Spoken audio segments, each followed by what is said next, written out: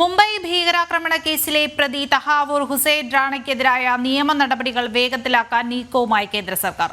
കേസിൽ പബ്ലിക് പ്രോസിക്യൂട്ടറായി നരേന്ദർ ബന്നിനെ നിയമിച്ചതായി കേന്ദ്ര ആഭ്യന്തര മന്ത്രാലയം അറിയിച്ചു. തുടർ നടപടികൾ ദ്രുതഗതിയിലാണ് സർക്കാർ നീക്കുന്നത്. ഭീകരാക്രമണം ഉൾപ്പെടെയുള്ള സാധ്യത മുൻനിർത്തി ഡൽഹിയിലെ പാലം വിമാനത്താവളത്തിലും NIA ആസ്ഥാനത്തും സുരക്ഷയും ശക്തമാക്കിയിട്ടുണ്ട്. ഇപ്പോൾ വിവരങ്ങളുമായി ഡൽഹിയിൽ നിന്ന് എസ് നന്ദഗോപനുണ്ട്. നന്ദൻ, എന്തൊക്കെയാണ് വിശദാംശങ്ങൾ?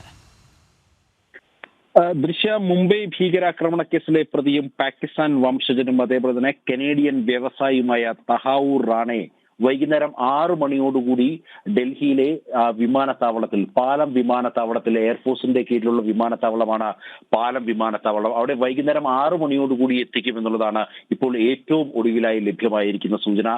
നേരത്തെ അദ്ദേഹത്തെ ഈ പാലം വിമാനത്താവളത്തിൽ എത്തിച്ചു എന്നുള്ള സൂചനകൾ ഉണ്ടായിരുന്നു. എന്നാൽ യഥാർത്ഥത്തിൽ 6 മണിക്ക് ശേഷം മാത്രമായിരിക്കും ഈ പ്രത്യേക വിമാനം, വ്യോമസേനയുടെ പ്രത്യേക വിമാനം പാലം വിമാനത്താവളത്തിൽ എത്തുക എന്നുള്ളതാണ് അറിയാൻ കഴിയുന്നത്. അവിടെ നിന്നും അദ്ദേഹത്തെ NIA ആസ്ഥാനത്തേക്ക്, ഡൽഹിയിലെ ഓഫീസിലേക്ക് എത്തിക്കുമെന്നുള്ള സൂചനകളും ലഭ്യമാകുന്നുണ്ട്. അവിടെ അതിനുശേഷം അദ്ദേഹത്തെ ഓൺലൈനായിട്ടായിരിക്കും ഈ കോടതിയിൽ ഹാജരാക്കുക എന്നുള്ള വിവരങ്ങളാണ് ഇപ്പോൾ ലഭ്യമാകുന്നത്.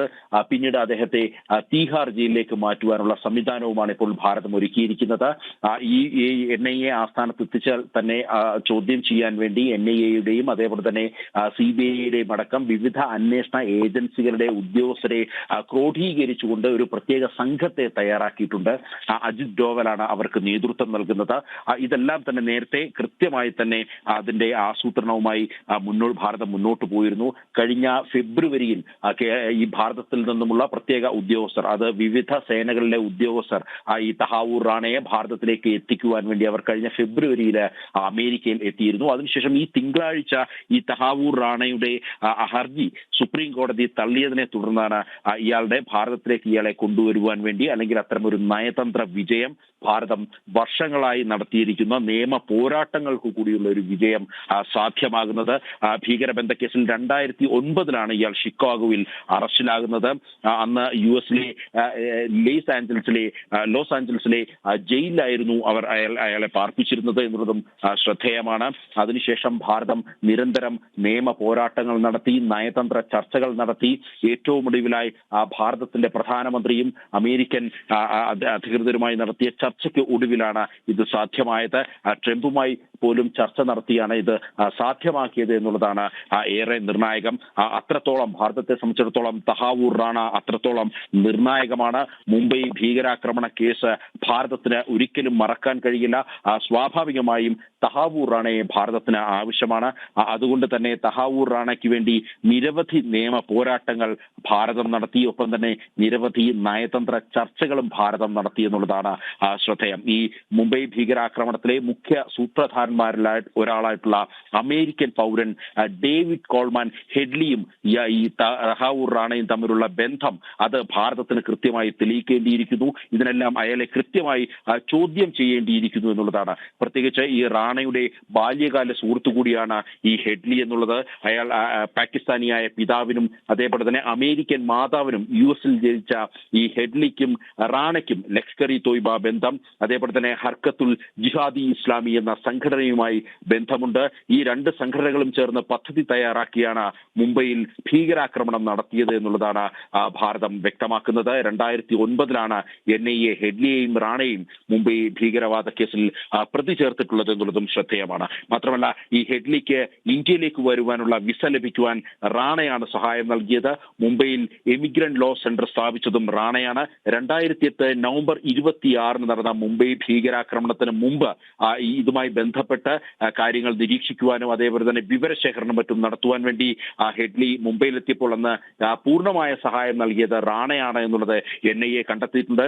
മാത്രമല്ല, ഈ ആക്രമണത്തിന്റെ അവസാന ആസൂത്രണം നടന്ന 2008 നവംബർ 13 അതേപോലെ തന്നെ 21 ഇടയിൽ പോലും റാണയും അതേപോലെ തന്നെ അയാളുടെ ഭാര്യയും ഒക്കെ തന്നെ ഈ ഭാരതത്തിന്റെ വിവിധ സ്ഥലങ്ങൾ സന്ദർശിച്ചിരുന്നു. ഹാംബൂർ, ഡൽഹിയും ആഗ്രയും കൊച്ചി അടക്കമുള്ള സ്ഥലങ്ങൾ സന്ദർശിച്ചിരുന്നു. അഹമ്മദാബാദിലും മുംബൈയിലും നിങ്ങൾ ഈ വേണ്ട സ്ഥലങ്ങളിലൊക്കെ തന്നെ സന്ദർശിച്ച് കൃത്യമായ വിവരശേഖരണങ്ങളൊക്കെ തന്നെ നടത്തിയിരുന്നു. പല ഘട്ടങ്ങളിലുള്ള ഇന്ത്യ സന്ദർശനത്തിനിടെ ഹെഡ്ലിയും റാണയും തമ്മിൽ തന്നെ 200 തവണ ഫോൺ ബന്ധത്തിൽ ഏർപ്പെട്ടു എന്നുള്ളതും NIA കണ്ടെത്തിയിട്ടുണ്ട്. സ്വാഭാവികമായും റാണയെ അറസ്റ്റ് ചെയ്യുക എന്നുള്ളത് ഭാരതത്തിന് വളരെ പ്രധാനമാണ്. റാണയെ ഭാരതത്തിലേക്ക് എത്തിക്കുക എന്നുള്ളത് വളരെ പ്രധാനമാണ്. റാണയെ അമേരിക്കയിൽ അറസ്റ്റ് ചെയ്തത് FBI ആണ്. 2009 ഒക്ടോബറിൽ അന്ന് ഒരു ഡെൻമാർക്കിലെ ഒരു കോപ്പൻഹേഗിലുള്ള ഒരു പത്രസ്ഥാപനം ആക്രമിക്കുവാനുള്ള റാണയുടെയും ഹെഡ്ലിയുടെയും പദ്ധതി ഈ FBI പരാജയപ്പെടുത്തിയിരുന്നു. അങ്ങനെയാണ് ഇയാളെ അവിടെ അറസ്റ്റ് ചെയ്യാൻ സാധിച്ചത്. അങ്ങനെ ഒരു ഡോക്ടർ, ഇയാൾ പാകിസ്ഥാൻ ആർമിയിലെ ഒരു ഡോക്ടറായിരുന്നു. അതിനുശേഷമാണ് ഇത്തരം ഈ ഭീകരവാദ അതിലൂടെയാണ് ഈ പാകിസ്ഥാൻ ആർമിയുമായിട്ടുള്ള ബന്ധം, അതേപോലെ തന്നെ പാകിസ്ഥാൻ ചാരസംഘടനകളുമായിട്ടുള്ള ബന്ധമൊക്കെയാണ് ഇയാളെ ഭീകരവാദത്തിലേക്ക് കൂടുതലായി എത്തിച്ചത് എന്നുള്ളതാണ് ഭാരതം കണക്ക് കൂട്ടുന്നത്. അങ്ങനെ തഹാവൂർ റാണയെ ഭാരതത്തിൽ ലഭിച്ചാൽ NIAക്ക് കൂടുതൽ കാര്യങ്ങൾ വിശദമായി അറിയേണ്ടിയിരിക്കുന്നു. ഈ മുംബൈ ഭീകരാക്രമണവുമായി ബന്ധപ്പെട്ട് പാകിസ്ഥാന്റെ പങ്കടക്കം കൃത്യമായി അറിയേണ്ടിയിരിക്കുന്നു. അതേസമയം ഇതിനോടകം തന്നെ പാകിസ്ഥാൻ ഈ തഹാവൂർ റാണയെ തള്ളിയിട്ടുണ്ട്. അയാൾ ഇപ്പോൾ തങ്ങളുടെ പൗരനല്ല എന്നുള്ളതാണ് പാകിസ്ഥാൻ വിദേശകാര്യമന്ത്രി വ്യക്തമാക്കുന്നത്. ഈ കനേഡിയൻ ഒരു സിറ്റിസൺഷിപ്പ് ഉള്ളത് കൊണ്ട് തന്നെ അത് ഉയർത്തിപ്പിടിച്ചുകൊണ്ടാണ് പാകിസ്ഥാൻ ഇയാളെ ഒഴിവാക്കുവാൻ അത്തരം ഒരു പ്രതിരോധം സൃഷ്ടിക്കുവാൻ വേണ്ടി ശ്രമിക്കുന്നത്. അതേസമയം ഭാരതം അടിവരയിടുന്നത് ഇയാൾ തന്നെയാണ് മുംബൈ ഭീകരാക്രമണ കേസിലെ മുഖ്യ സൂത്രധാരന്മാരിൽ ഒരാൾ. മാത്രമല്ല പാകിസ്ഥാൻ ബന്ധം അത് നിർണായകമാണ്. ഇതെല്ലാം തെളിയിക്കുവാനുള്ള ലിങ്കാണ്, വഴിയാണ് തഹാവൂർ റാണ.